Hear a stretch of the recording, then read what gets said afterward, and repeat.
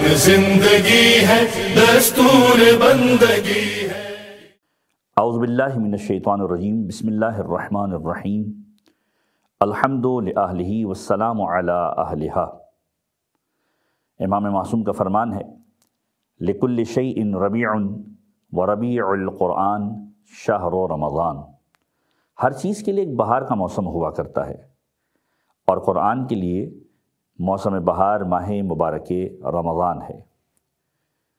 قرآن کریم کے سلسلے کے اندر آج ہم سورہ مبارکہ انبیاء کا تذکرہ کریں گے۔ سورہ مبارکہ انبیاء قرآن مجید کا ترتیب کے اعتبار سے 21واں سورہ ہے، یعنی 21 سورہ۔ مکہ مکرمہ کے اندر نازل ہوا، 112 آیات پر مشتمل ہے اور 7 رکوع ہیں اس کے اندر۔ نام سے واضح ہے کہ سورہ کا نام سورہ مبارکہ انبیاء کیوں رکھا گیا، یعنی اس کے اندر انبیاء ما سبق، جتنے انبیاء جو پروردگار عالم نے بھیجے، ان انبیاء کا تذکرہ موجود ہے۔ اگر ان انبیاء کی فہرست کو دیکھا جائے تو کم و بیش 16 کے قریب، یعنی 16 کے قریب انبیاء کا تذکرہ موجود ہے۔ وہ انبیاء کے جن کے ناموں سے پورے کے پورے سورے بھی موجود ہیں، وہ انبیاء کے جن کا تذکرہ دیگر قرآنی سوروں کے اندر موجود ہے، وہ بھی موجود ہیں، اور اس کے علاوہ تمام مختلف انبیاؤں کے تذکرے اس سورے کے اندر موجود ہیں۔ مثلا جیسے حضرت موسیٰ کا تذکرہ، حضرت ہارون کا تذکرہ، حضرت ابراہیم کا تذکرہ، حضرت لوط کا تذکرہ، حضرت اسحاق، حضرت یعقوب، حضرت نوح، حضرت داؤد۔ کچھ انبیاء ایسے ہیں کہ جن کا تذکرہ خاص طور پر اس سورے کے اندر کیا گیا ہے، واقعات کی صورت کے اندر، اور مختلف موضوعات کو پروردگار عالم نے اس نے ایڈریس کیا ہے۔ جیسے قیامت کے موضوع کو، قیامت سے پہلے اور قیامت کے بعد جو حالت ہے اس کو اس قرآن کے سورے میں بیان کیا گیا، اور اہم ترین واقعہ جو اس سورے کے اندر پروردگار عالم نے ایڈریس کیا ہے وہ حضرت ابراہیم کا واقعہ ہے۔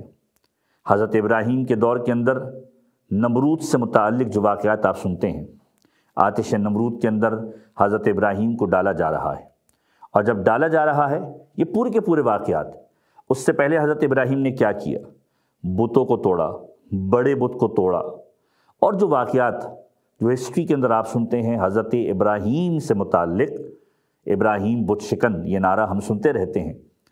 حضرت ابراہیم کے یہ سارے کے سارے واقعات قرآن کریم کی سورہ مبارک سورہ انبیاء کے اندر موجود ہیں، اور ان پورے واقعات کو پروردگار عالم نے تذکرہ کیا ہے، اور آتش نمرود کا حضرت ابراہیم کے لیے گلزار بن جانا، یہ پورا کا پورا واقعہ اسی سورہ کے اندر موجود ہے۔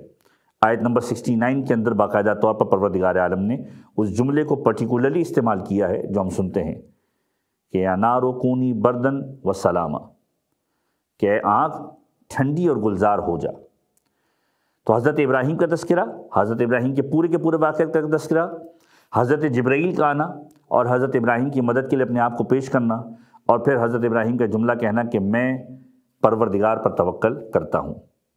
ایک نبی خدا حضرت ابراہیم کے جن کا پورا تذکرہ اس میں موجود۔ دوسرے نبی خدا حضرت داؤد علیہ السلام، جن پر زبور نازل ہوئی۔ حضرت داؤد کو پروردگار عالم نے بہت بڑی سلطنت عطا کی۔ حضرت داؤد نے اپنی زندگی کے اوقات کار کو 4 حصوں میں تقسیم کر کے رکھا تھا جو معمولات زندگی ہے۔ ایک حصہ لوگوں کے مسائل اور ان کے حل کے لیے، ایک تسبیح و تقدیس پروردگار کے لیے، ایک جوانوں کی تربیت کے لیے، اور چوتھا شخصی امور اور ضروریات زندگی کے لیے جو چیزیں چاہیے ہوتی ہیں ان کے لیے۔ پروردگار عالم نے زبور نازل کی، پہاڑوں کو مسخر کیا حضرت داؤد کے لیے، ایک بہت بڑی سلطنت عطا کی، اور خلیفہ فی الارض کا ایک رتبہ انہیں عطا کیا۔ اور پھر اسی سورے کے اندر وہ مشہور و معروف آیت ہے جو ہم سنتے ہیں پیغمبر کے حوالے سے کہ وما ارسلناک الا رحمۃ للعالمین، کہ اے حبیب ہم نے آپ کو کائنات کے لیے رحمت بنا کر بھیجا۔ یہ وہ موضوعات تھے جو اس سورے کے اندر پروردگار عالم نے ایڈریس کیے۔ اب یہ وہ سورہ ہے کہ جس کے بارے میں ختمی مرتبت کا فرمان ہے، پیغمبر خدا صلی اللہ علیہ وآلہ وسلم فرماتے ہیں، پیغمبر کا فرمان ہے کہ جو شخص سورہ مبارکہ انبیاء کی تلاوت کرے گا، خدا اس کے حساب کو روز قیامت آسان کر دے گا، اور جس نبی کا نام قرآن کریم کے اندر آیا ہے وہ تمام کے تمام انبیاء اس سے مصافحہ بھی کریں گے اور اس سے سلام بھی کریں گے۔